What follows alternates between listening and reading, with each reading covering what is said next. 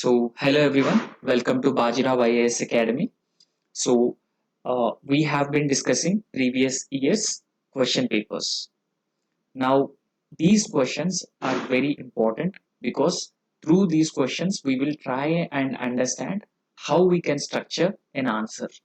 Now, structuring of the answer is very important along with the presentation of the answer. So, today is 10th of November 2023. Right, so in this session we will be discussing few questions. They are one nation one ration card scheme, and how the one nation and one ration card scheme will benefit the below poverty line people, and how it reduces malnutrition, hunger and poverty. And secondly, we will be discussing about the $5 trillion economy. So what are the ways through which India can reach the goal of $5 trillion economy? And what are the shortcomings for India in achieving the goal of $5 trillion economy? Right? So these are some questions which we are going to discuss. Now, the first and foremost question that we are going to discuss is about the one nation and one ration card scheme. So you all know that the one nation, one ration card scheme is a nationwide portability of ration. Okay. So for example, a migrant worker migrating from Bihar to other state. For example, a migrant worker is migrating from Bihar to Haryana.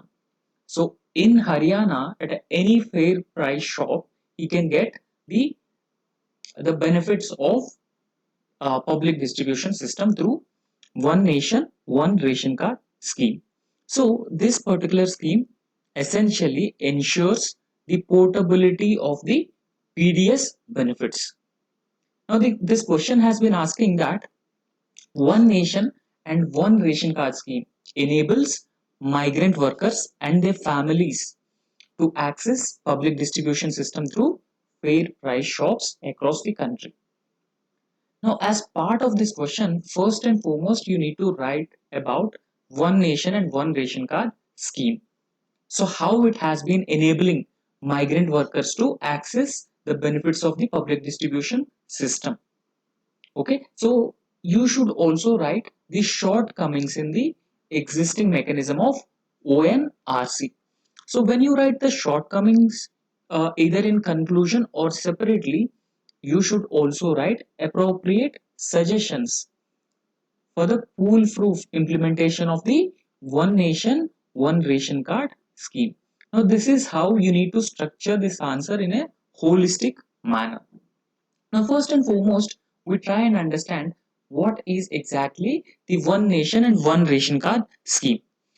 So, under this scheme, the one nation and one ration card scheme, beneficiaries, okay, so the beneficiaries of the public distribution system, so they get subsidized food grains. So we all know that wheat, rice and other essentials are provided at a subsidized price for the people who are below poverty line.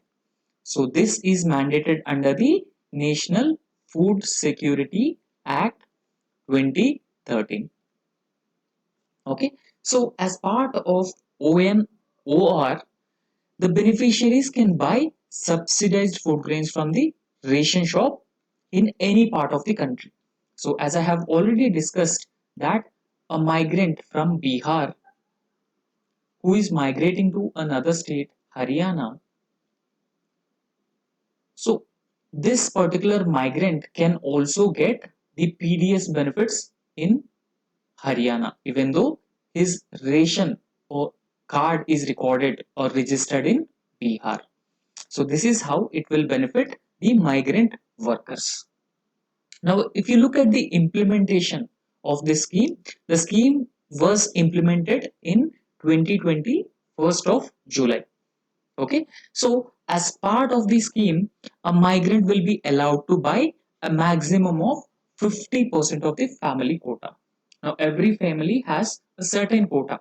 For example, as of now, each individual is entitled to 5 kilograms of rice, subsidized rice. So each migrant is allowed to buy a maximum of 50% of the family quota. Now, if you look at the Antyodaya households, Antyodaya are poorest of the poor households. So they will be provided 35 kilograms of rice at free of cost, since they are the poorest of the poor sections. So this is to ensure that individual, after shifting to another place, another state, no need to buy ration separately. So the entitled benefits will be given to the migrant laborer as per the quota, which is being entitled to him. Okay, so in order to get this portability under one nation and one ration card scheme, so the ration card must be linked with the Aadhaar card. Okay, so it ensures that the deduplication drive has taken place in the public distribution system, and it will also eliminate the ghost beneficiaries along with arresting corruption. Okay, so these are the benefits of linking ration card with the Aadhaar number. So however, these are the states that have already provided portability of the PDS entitlements. So now they have already provided the portability of the PDS entitlements. Now, apart from that, a person only be eligible for the subsidies supported by the center. Okay, so that includes 3 rupees per kg of rice and 2 rupees per kg of wheat. So this is the center supported subsidy, and a person will only eligible for the center supported subsidies. Okay, so even if a particular beneficiary, he moves to a state where grains are given for free, she will not be able to access those benefits.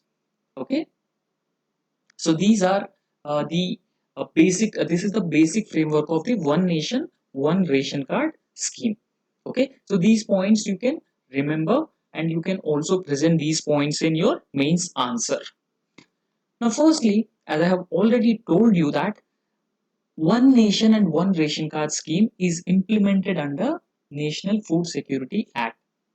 Okay, so this is being implemented under the National Food Security Act. So when it was passed in the year 2013. Okay, so every individual is entitled to a certain quota of food grains, so to ensure food security as well as nutrition security and reduce hunger and hunger related health impacts. Okay, so this is the objective of National Food Security Act. However, the system of one nation one ration card scheme allows all National Food Security Act beneficiaries, particularly the migrant beneficiaries, okay, so they can claim either full or part of their entitled food grains under the fair price shops.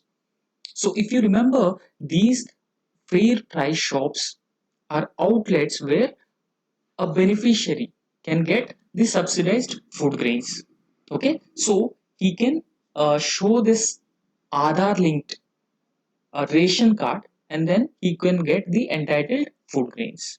Okay, so this is how the one nation one ration card scheme actually works.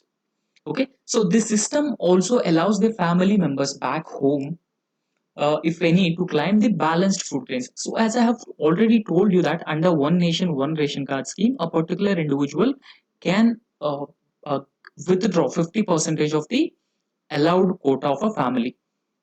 So remaining 50% can be claimed by the family back in the home state. Okay, so the balance of food grains can be given to the family members in their respective state. Right. So the implementation of one nation one ration card scheme actually initiated in August 2019. Okay, so this is the basic detail of one nation one ration card scheme. Now after that you have to write some objectives of one nation, one ration card scheme. So what are the basic objectives, basic tenets of the ONOR scheme? Okay, so to empower all the National Food Security Act beneficiaries to become Atmanirbhar. So what does it mean when we say Atmanirbhar? Atmanirbhar is self-reliant. Okay, so because of higher inflation, particularly food inflation, the beneficiaries will not be able to purchase or afford enough food. However, on the other hand, National Food Security Act mandates every individual should receive a certain quota of food grains, right? So this particular program envisions the objective and achieves Atmanirbhar of every individual to ensure food security. Okay, so now country like India with a huge population and around 20-30 percentage of global poverty, it is very important to ensure food security of every individual. So therefore, one nation, one ration card scheme will rightly ensure food security of the people across the country through the seamless portability of the existing ration cards. Right. So after that, the one nation, one ration card scheme will also ensure that beneficiaries can lift their entitled subsidized food grains. So, as I have told you that through the public distribution system, essential food grains are provided at a highly subsidized price. So, therefore, these subsidized food grains are provided to the every beneficiary under the ONOR scheme. Okay, so the remaining, 50 percentage of the total quota can be received by a member or a beneficiary. Remaining 50%, the balanced food grains will also be received by the family of that particular individual. Okay, so on the same nation card, ration card. So these are the objective, the basic objectives.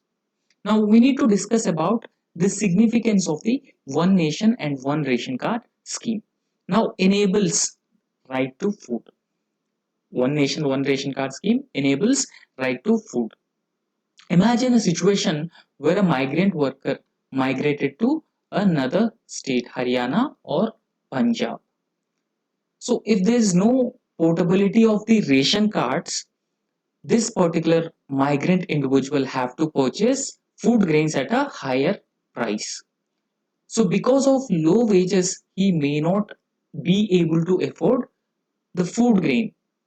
So therefore, through the portability of the ration card, he can get highly subsidized food grains. So that enables the right to food of that particular individual, because these ration card holders can avail the entitled subsidized food grains under the National Food Security Act. Okay, so there are certain designated fair price shops, and those from those fair price shops, an individual or the beneficiary can avail the benefits of the National Food Security Act. So this one nation, one ration card scheme also envisages removing the geographical hindrances. For example, uh, you know, uh, uh, social justice, social discrimination. So there will be no such discrimination against any individual. So every card holder, every beneficiary can access food grains under the one nation, one ration card scheme. Okay, so the state and the fair price shop dealers will not discriminate against any individual.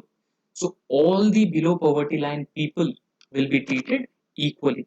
So however, the Antyodaya card holders, okay, so Antyodaya card holders, they can get extra entitlement of around 35 kilograms of rice per household. Okay, so this particular program, the one nation one ration card scheme, has supporting one third of the population. Okay, so nearly 37 percentage of the population are migrant laborers. Okay, so out of total population, around 37% of the population are migrant population. So therefore, it is very important to ensure the food security of these migrant population. So therefore, around one third of the people or the migrant laborers have been benefiting from the ONOR scheme, right? So the ONOR scheme, since it is linked with the Aadhaar card, the ration cards are being linked with the ration cards are being linked with the Aadhaar card. So there's no leakages, no corruption or diversion of food grains. Okay, so it reduces leakages because the fundamental prerequisite of this particular scheme is deduplication. So through one nation, one ration card scheme, so the existing duplicate ration cards will get eliminated because as we have already discussed that the ration cards will be linked with the Aadhaar cards. So here there will be no scope for the duplication of these ration cards. So the benefits will not be available for the uh, you know individuals who are not actually the beneficiaries. Further, the scheme linked with the Aadhaar and biometrics. So this removes the most possibilities for corruption, leakages, diversion. Okay, so this will also eliminate the existing ghost beneficiaries. Okay, existing ghost beneficiaries, and will also increase inclusion of individuals based on technology. Now, after that, we have to discuss certain challenges to the One Nation, One Ration Card scheme. So, one of the major challenge that is being faced by the scheme is exclusion errors. So, there are a huge number of exclusion errors. Why? Because still most of the people either they don't have knowledge about the Aadhaar linkage, or even they don't have Aadhaar cards. And after that, the internet access in remote areas is also dismal. So because of all these factors, there's a huge exclusion errors. Now these exclusion errors have been challenge have becoming a challenge to food security and nutrition security, and it has also resulting in hunger deaths. So that is a very serious issue. Okay, hunger deaths. Now, if I can tell you the example, in Jharkhand, two siblings were died because of hunger. They were denied food grains because their ration cards were not linked with the Aadhaar card. So their Aadhaar card was not seeded with the ration card. Because of that, they were denied food grains and they were died. So the girl name is Santoshi Kumari. Okay, Santoshi Kumari in Jharkhand. So after that, there are still several sections of the society, several people who don't have Aadhaar cards, and it deprives their food security. So in fact, the other major challenge with the public distribution system, especially the One Nation, One Ration Card scheme, the other major challenge is that the domicile based social sector schemes. Now, majority of the social sector schemes now delivered by either center or the state governments are based on domicile. So rather than people who are living in a particular place, okay, the place of origin. So this has also resulted in challenges in implementation of these schemes or programs. So therefore, what should be the way forward? What should be the way forward in this regard? So the food security is very important, particularly in the context of India scoring or ranking poorly in Global Hunger Index, multidimensional poverty index. So that has been exposing India's poverty, malnutrition, hunger. So therefore, there's a need for a broader framework. Okay, so there should be a broader framework for nutritional security across the country. Okay, so food security should also be seen as a broader perspective. So therefore, the One Nation, One Ration Card scheme a welcome step, a welcome move from the government, and it must allow the portability for other schemes also, like integrated child development services, midday meal scheme, okay, midday meal scheme, and also universal immunization like mission Indradhanush. Okay, so the portability will also benefit the migrant workers, right? So it should not just be about the delivery of subsidized food grains, but it should also be about midday meal scheme, immunization, and ICDS programs, and they should also be made portable. However, in the long run, PDS system may be replaced by a pool-proof food coupon system or direct benefit transfer. Now, several state governments have already started issuing the food coupons. Okay, so direct benefit transfer has not yet introduced, particularly with respect to the public distribution system because of the backlash. Okay, so because the funds may be misused if direct benefit transfer is being introduced instead of providing the subsidized food grains. Okay, so this is how you have to conclude this answer. So the next question is about India's $5 trillion economy. So how India can become a $5 trillion economy by 2026, 27, and this has been predicted by World Economic Forum. Okay, so there's a buzz about India becoming the $5 trillion economy. So in yesterday's class also we have discussed that India has become the fifth largest economy in the world, surpassing United Kingdom.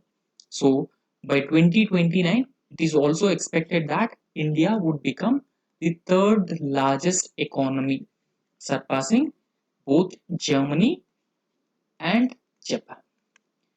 Now, in this context, the government has come up with several measures to make India a $5 trillion economy. Now, first we try and understand. So, some data related to India's aspiration to become a $5 trillion economy. Okay, so we all know that India aims to become a $5 trillion economy by 2025. And even most of you, while writing answers, in conclusion, you just link most of your questions with the $5 trillion economy. So there's nothing wrong in that. So you can write about that. So if there are any goals, any aspirations of the government, you can write those aspirations and goals in your conclusion. So that will make the conclusion look better. However, the 10 trillion economy by 2033, 34, and now if you look at the Indian economic size, it is 3.3 trillion. Okay, 3.3 trillion, and it is the fifth largest economy in terms of GDP. So however, if you look at India's economy in terms of the purchasing power parity, it is the third largest economy. Okay, third largest economy. So when you write an introduction, it is always advisable for you to write an introduction with some data. Okay, so that makes the introduction more impactful. Here we need to talk about the key targets. So what are the key targets in this respect? Okay, so the government aim to achieve a $5 trillion economy by the year 2025. So here are some of the other objectives as part of that particular objective. So what are the other objective along with making India a $5 trillion economy? So however, you are not required to write all the content in this answer, but it is important to know about the other targets which are associated with the $5 trillion economy. Firstly, achieving 1 trillion merchandise exports by 2023. Okay, so this is also part of the $5 trillion economy goal. Now, after that, making India a $700 billion in total services exports and 500 gigawatt of installed capacity of non-fossil fuel and 50% of energy. So this is part of the Mission Panchamrut that was being announced by Prime Minister Narendra Modi.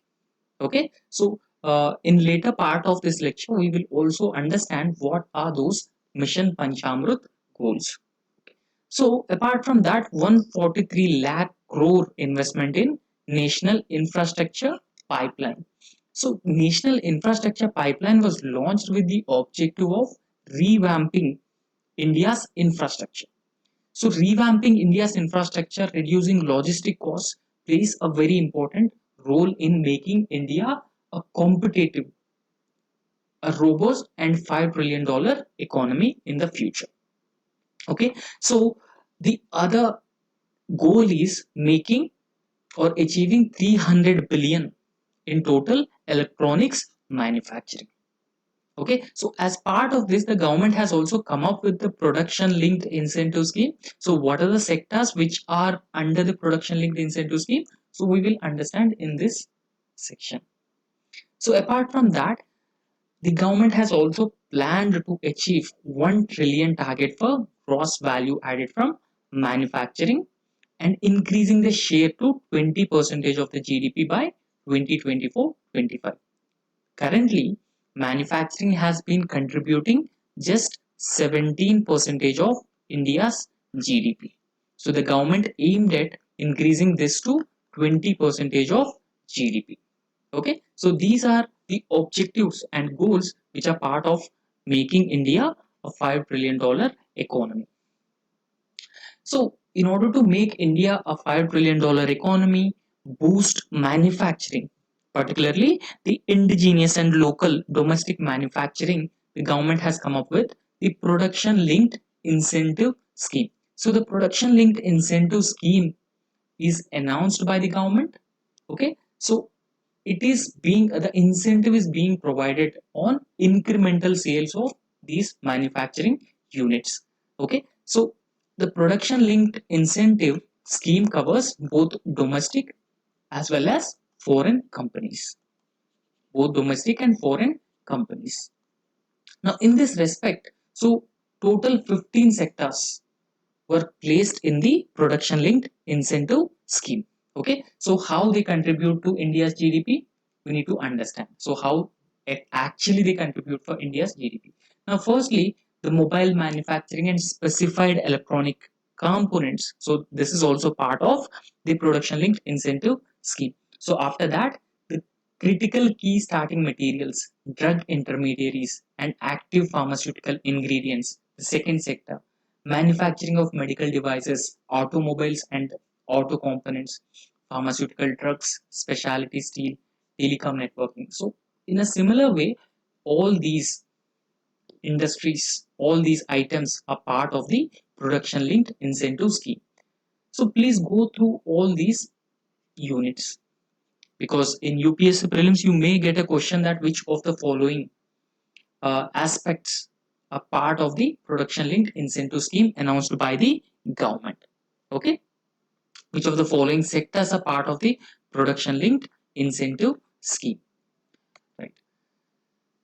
Now in this respect, what are the steps taken by the government to fasten the economic growth? Now in order to achieve the $5 trillion economy, we need to take a certain measures. So those measures will help India become a $5 trillion economy. So what are those steps that are being taken by the government? So the government has come up with a Startup India program. So this program was launched in the year 2016. Okay, so what is the objective of Startup India program? To catalyze the startup culture and also build an inclusive ecosystem for innovation and entrepreneurship in India. Okay, so entrepreneurship is very important because now India's growth is considered as jobless growth. Jobless growth. So even though Indian economy has been growing around 6 to 6.5% per annum, it has not been creating enough jobs. So therefore, the focus should be on creating enough jobs through developing entrepreneurship by programs like Startup India and Stand Up India. So recently, the government has also launched the goods and services tax. So it was launched in the year 2017. Okay, so the motto of the GST tax is that one nation, one tax. Okay, so this ensures cooperative federalism, firstly. Okay, cooperative federalism, and secondly, it also improves the ease of doing business. Now, ease of doing business is very important to attract the foreign investments and even incentivizing the domestic industries. Okay, so less time is being taken to actually giving approval to setting up an industry. So that is the essence of attracting more and more investments and industries into our country. Okay, so this goods and services tax will reduce barriers to trade, so the existing barriers to trade and even businesses. Okay, so the government has also launched the Ujjwal Discoms Assurance Yojana. So this program aimed at reviving existing stressed discoms. Okay, so discoms are now being under the financial stress. So therefore, in order to make these discoms financial turnaround and revival packages for electricity companies in India. So the government has also announced national infrastructure pipeline. So the government will spend 146 lakh crore on infrastructure. Developing infrastructure is very important because that will reduce the logistic costs. So when a country is able to reduce the logistic costs, that improves the performance of the existing industries. Okay, so that will be the essence of attracting more and more investments into the economy. So government will spend around 146 lakh crore in next 5 years. Okay, so the government will develop social and also the economic infrastructure under national infrastructure pipeline. So after that, the national monetization pipeline has also been started by the government. So it was launched in the year 2021. Okay, so the principle that was behind the national monetization pipeline is asset creation through monetization. Okay, so the monetization of unused, unproductive lands with the government. Now, in order to ensure or to make India a self-reliant Bharat, Atmanirbhar Bharat program has also launched as part of the post-pandemic revival package. Okay, a stimulus package for the revival of the existing COVID-19 situation. So PM Gati Shakti has launched. Okay, so this is National Master Plan for a multimodal connectivity that is being launched by the government in 2021. Okay, so this is a simplified and liberalized procedure for foreign direct policy. So these are the steps that were being taken by the government to promote Indian economy and make it a competitive and a $5 trillion economy. However, in this respect, we should also discuss about the challenges, the existing challenges for India to become a $5 trillion economy. So, according to the former governor C. Rangarajan, so he held that India's aim to become a $5 trillion economy may not be achieved, or it is impossible by the year 2025. Why? Because of the pandemic. So we know that how pandemic has created economic crisis, recession, inflationary fears, okay, slumped down in the economic activity across the world. So therefore, Rangarajan predicted that it would be impossible for India to become a $5 trillion economy by 2025. The main reason for that is pandemic. So after that, the economic activity had come to a grinding halt. Why? Because of the lockdown that was being imposed to prevent COVID-19. Now, across the world, lockdown was used as a medium to curb the spread of COVID-19 pandemic. Now, this lockdown also had a huge impact on the economic activity. So, economic activity came to a grinding halt. However, it is not easy for India to become a $5 trillion economy by 2025. Okay, so if you look at the real gross domestic product of India, it is just only 2 trillion. So earlier we have discussed that India's economy is 3.3 trillion. So however, if you look at the real GDP of India, it is just 2 trillion. Okay, so what is real GDP and nominal GDP?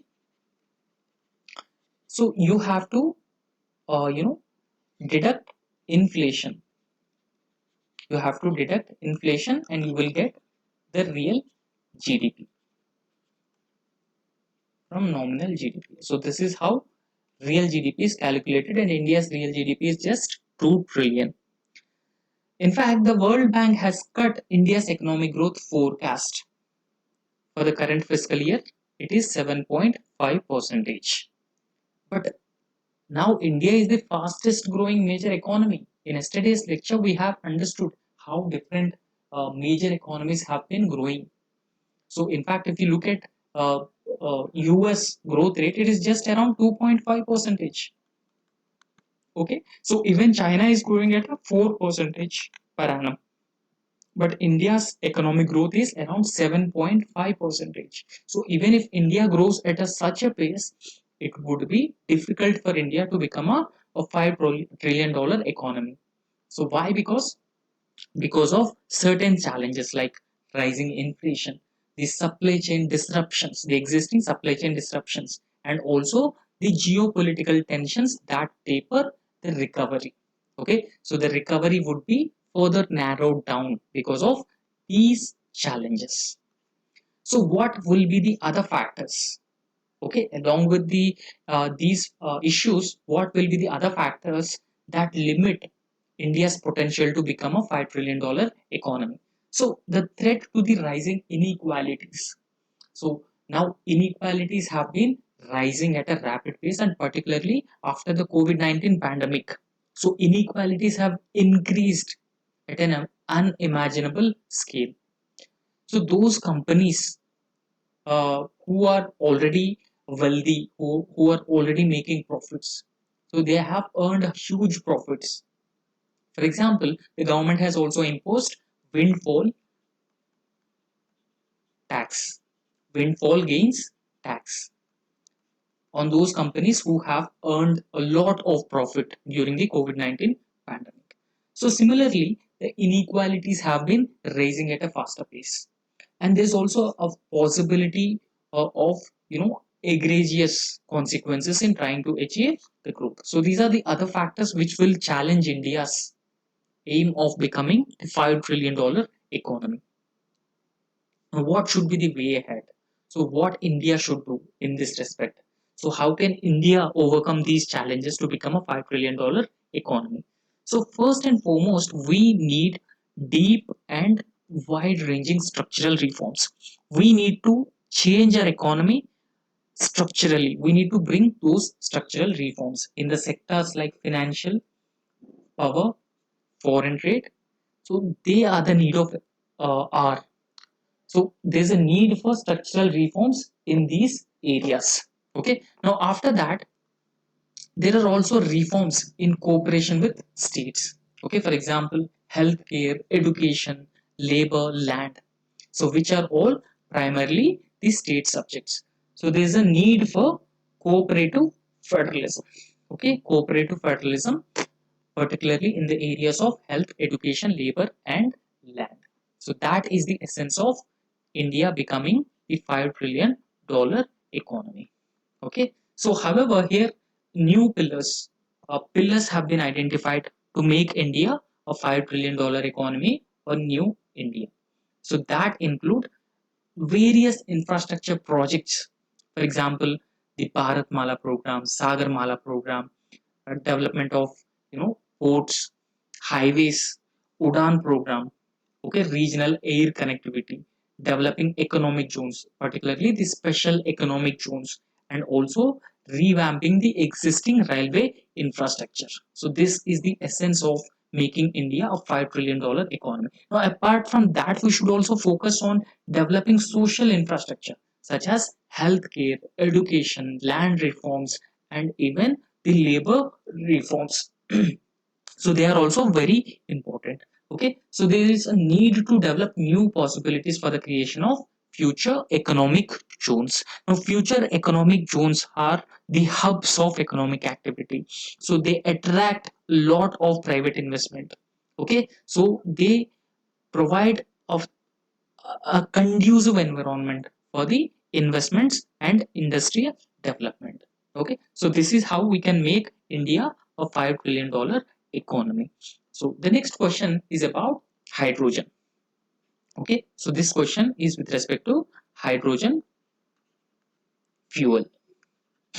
So as we all know that the hydrogen fuel, okay, is considered as one of the most potential sources of renewable energy. Now the entire world has been looking to alternative renewable energy resources. Why? Because of global warming and climate change related challenges that are being associated with the fossil fuels burning of fossil fuels, right? So because of this reason, the world has been looking at the alternative sources of renewable energy. Okay, so hydrogen is a potential source of renewable energy. Okay, and use of the hydrogen fuel cells is significant in this context, and we need to discuss the merits and demerits with respect to the hydrogen usage, right? So what exactly is hydrogen energy? Okay, so what is hydrogen energy? So hydrogen is actually available. So it is not directly available, rather it is embedded with water. So we can extract hydrogen from water molecule. So it is a potential source of renewable energy. So it has many uses, and even it has a lot of ability to produce the domestic resources. So domestic resources or renewable energy sources like solar, wind energy. So because of the potential applications of hydrogen, it has a promising renewable energy source. So it is considered as a promising renewable energy source. So in fact, the hydrogen fuels can power the cars, houses, and it can become a portable power and more. So these are the applications of hydrogen energy. So in fact, it can be used in industrial processes, rocket fuels, and fuel cells for electricity, and vehicles can use this. So however, hydrogen can also be used for production of renewable energy, right? So it can be used as a feedstock for production of renewable energy, right? So since it emits no greenhouse gases, so it is a potential source of decarbonizing the existing economy, decarbonization of economy. So now the countries have focused on decarbonization and achieving the net zero emissions. So most of the countries have focused or aimed at achieving the net zero emissions by 2050. However, if you look at country like India, so it has announced to become a net zero by 2070, right? So now they have focused on becoming a net zero and decarbonization. Renewable energy has become a prominent source. Okay, it has become a prominent source. So therefore, however, producing hydrogen requires more energy than it produces. So when converted to useful energy. So this is one such disadvantage with the hydrogen energy. Now, the picture given below here is that it is about hydrogen energy storage system. So how we can store the hydrogen energy actually? So firstly, through solar photovoltaic modules or solar cells, we have produced the energy. Okay, so the produced energy being used for hydrogen production. So hydrogen is being produced through the renewable energy usage. Okay, so the produced hydrogen can be stored in cylinders. Okay, so this can be stored in cylinders, and in the next step, composition of hydrogen takes place, that is fuel cells. and this composition of hydrogen gives power to the cars, okay, so and other automobiles. So this is how the hydrogen energy storage system actually works. Now in this context we need to understand how what are the merits of the hydrogen energy as a renewable fuel. So it is renewable and abundant, so it is abundantly available in the atmosphere. Since it is abundant, so we can realize or exploit the potential of hydrogen as a renewable energy. So in fact it is also a clean energy source, because these fuel cells, they only produce water, electricity and heat as the end products. So they will not produce any greenhouse gas, gases. Okay, so therefore it is being considered as one of the clean fuels. However, the other advantage that is with the hydrogen energy is that its versatility. Okay, so because so it can power the vehicles and provide heat and more. So it is a versatile fuel. So it can be used in industrial processes, rocket fuel, and even fuel cells can be used in electricity and vehicles use. Even laptops can also equipped with the hydrogen fuel cells. So therefore it is the future energy source because of its abundance, because of its versatility, right? So, however, when it comes to the hydrogen storage, it is a bit difficult process. So, hydrogen storage and transportation is not easy. It is a cost-effective method. Okay, it is a cost-intensive method. Okay, so hydrogen can store energy for power generation. So, hydrogen storage essentially will help in achieving the decarbonization goals of the countries.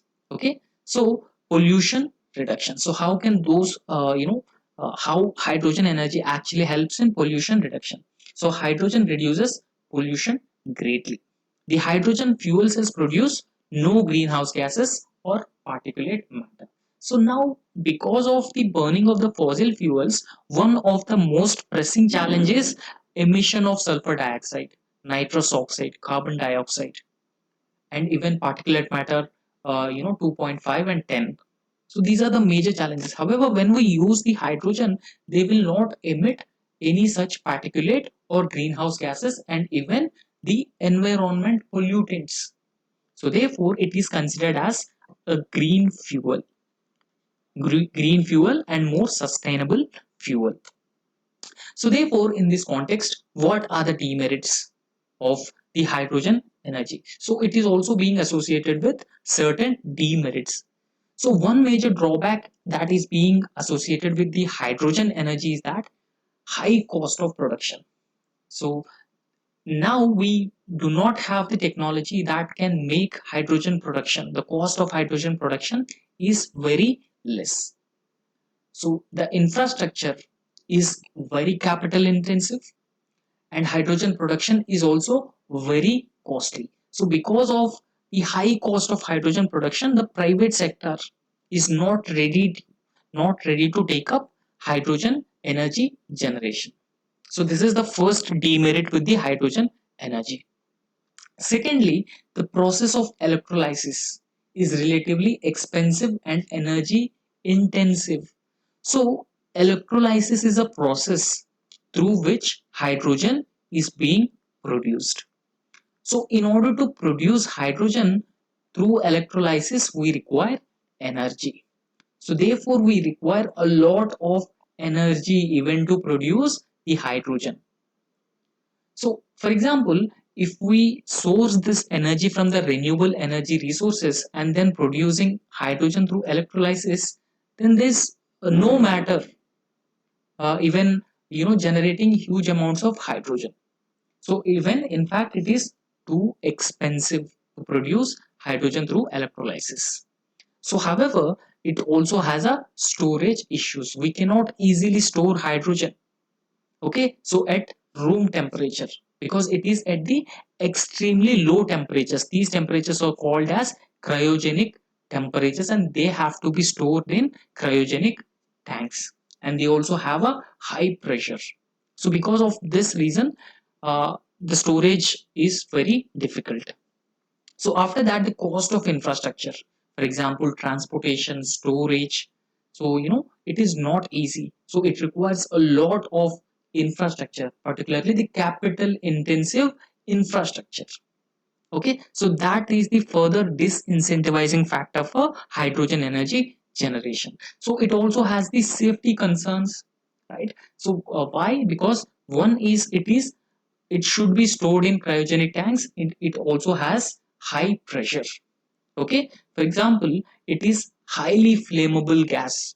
Okay, so there are certain gases which are highly flammable. So in this context, the storage and transportation is not easy, and it is also one of the odorless gas. Because since it is odorless, so it is not easy to difficult any leak, okay, without the sensitive sensors. Okay, so the safety concerns associated with hydrogen energy. So energy loss, hydrogen storage results in some energy loss. So when we produce hydrogen, we need to store the hydrogen. So while storing hydrogen, we lose a certain amount of hydrogen, and that is also a major challenge. So after that, hydrogen is not the most efficient energy carrier. When we compare it with the other energy carriers, it is not the most efficient energy carrier. So for example, we cannot effectively use this in rechargeable batteries, pumped storage, hydroelectricity, compressed air, and molten salt, right? So this is another major challenge. So in this respect, what should be the way forward for us? So how we need to proceed? You know Because of climate change, because of global warming, renewable energy resources like hydrogen are very important. So in this respect, what should be way forward for us? The future of hydrogen fuel cells requires investment in R&D. So investment in R&D is very important, because through R&D we can make that the hydrogen is produced at a much lower cost.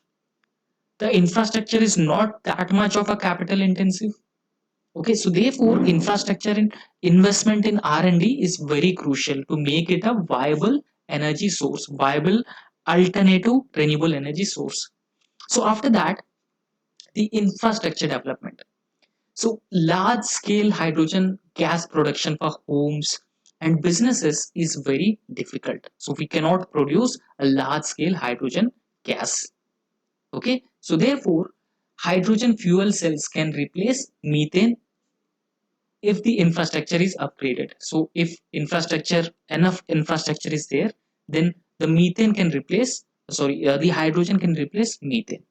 So apart from that, the collaborations are also very important. For example, it is about the collaboration between the public and the private sector, the intergovernmental collaborations. So they are very crucial. So the collaboration should be between government, industry, research organizations. So through these methods, we can make hydrogen a more efficient potential alternative for the existing sources of energy. Okay, so this is how you can conclude this answer. Now the next question is about green bonds. Okay, so the concerns with respect to climate change and environmental degradation, habitat fragmentation are being evident. So therefore, we require sustainable financing solutions to ensure that the climate change will not impact the environment, ecology, and the ecosystem. So therefore, green bonds are being launched. So in this respect, we need to discuss the environmental consequences of sovereign green bonds that are being introduced in India. Now, first and foremost, we need to understand what are green bonds. So please understand, so green bonds are popularly known as climate bonds. Okay, so why they are known as climate bonds? Because the finance is being raised to finance or invest in green projects. Okay, so achieve the climate resilience through these projects. Because of this reason, they are known as climate bonds. So these green bonds are a fixed interest rate bearing financial instruments. For example, there are certain investors and they purchase green bonds from the issuer, and they earn a fixed rate of interest on these instruments. Okay, so they are being issued by the sovereign entity or the intergovernmental organization, corporation, or the government. So the proceeds of these bonds, please understand, the proceeds of these bonds are used only for environmentally conscious and climate resilient projects. So given here, you can understand the methodology of financing the green projects. So there are investors, they purchase green bonds, and the issuer will invest these money in the green projects. For example, renewable energy generation, afforestation programs, and other green projects. So in this respect, we will try and understand what are the different types of bonds. For example, green bonds, climate bonds, and sustainability bonds. So green bonds are generally used to fund the environmental improvement projects. For example, the renewable energy. So what are the climate bonds? So climate bonds fund the climate protection initiatives. So there are several initiatives to protect the climate. Okay, the climate bonds are particularly for climate protection initiatives. So there are also sustainability bonds. So these sustainability bonds fund green and social initiatives. So this is the difference between green bonds, climate bonds, and sustainability bonds. Now after that, so this is here is a timeline. Okay, so timeline how green bonds were evolved over a period of time. So why the green bonds have been gaining the worldwide popularity? So why they are gaining worldwide popularity? Because they can be used for renewable energy production projects. So they can be used in water conservation, climate resilient infrastructure development, and not just climate resilient, but also the disaster resilient infrastructure development, waste and pollution control, bioenergy technology development. So for all these factors, this can be used. Okay, so the green bonds can be used to finance all these projects. Now, so again it is defined, green bonds are used to fund the environment friendly projects. So these all projects are environment friendly projects. Okay, so a fixed rate of interest is being given to the investors in these green bonds. So they were introduced to encourage companies to invest more in green projects. So with these green projects, green bonds, they are sovereign bonds, and they are secured investment options. So because of these green bonds, companies can invest in green projects. So that is very important for ensuring, uh, you know, uh, environmental sustainability, protection of the environment. So you can go through the timeline of green bonds, how they were evolved. So however, in the year 2022, the government of India announced plans for sovereign green bond issue of around 2 billion US dollars. So with the 2 billion US dollars, green bonds were introduced by the government in the year 2022. So in this respect, so why what will be the consequences of green bonds on the environment? See, India already have the commitment of protection and improvement of the environment, and also safeguarding forests and wildlife, that is being embedded in the Indian Constitution. Okay, so this is one such objective, and green bonds achieve the objective that was being mentioned in the Constitution. Secondly, the government has also announced the National Action Plan on Climate Change. So as part of this mission, 8 national sub-missions were included. Okay, so these sub-missions are aimed at making Indian economy emission intensity, so reduce emission intensity of the economy, improve energy efficiency, increase forest cover, and develop the sustainable habitats. Okay, so therefore, to finance all these projects, so all these above mentioned projects, so India require around 170 billion investment per year. So however, the sovereign green bonds can to a certain extent can meet the demand of investment in these green projects. So that is how these green bonds are very important for environmental sustainability. So previously I have told you about Mission Panchamrit. Okay, so as part of the Panchamrit commitments, the Government of India announced around 5 Panchamrit commitments as part of COP26 Glasgow Summit. So what are they? So first target is achieving 500 gigawatt of non-fossil energy capacity by 2030. Okay, so by 2030 we will be becoming the we will be achieving 500 gigawatt of non-fossil energy capacity and 50 percentage of energy from the renewable sources. So after that, we need to reduce the emission intensity of our economy by 1 billion ton, or we need to reduce the carbon emissions by 1 billion tons by 2030 and reduce the carbon intensity of our economy by around 45% by 2030 and becoming net zero by 2030. So these are the 5 goals under Panchamrut. So, when you write the conclusion, the sovereign gold bonds, it showcases that India's commitment to expanding the renewable energy production. Okay, so it showcases India's commitment in expanding renewable energy production. So, and also reducing the carbon intensity by supporting expenditure for renewable energy and electrification of transport systems. So this is how you can conclude this answer. So that's all for today.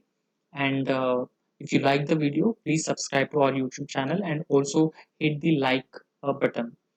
Okay, so that it motivates us to make more videos, so that it will help you in your preparation, right? So thank you so much.